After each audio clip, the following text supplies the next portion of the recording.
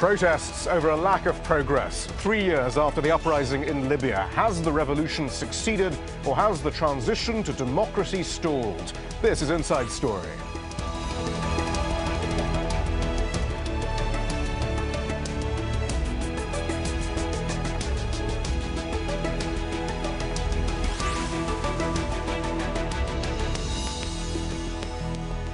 February the 17th marks 3 years since revolutionary forces toppled longtime Libyan leader Muammar Gaddafi. 3 years of trying to rebuild after the uprising, 3 years of political turmoil and the settling of old scores in a country awash with weapons. So what has been achieved, and is the vision of a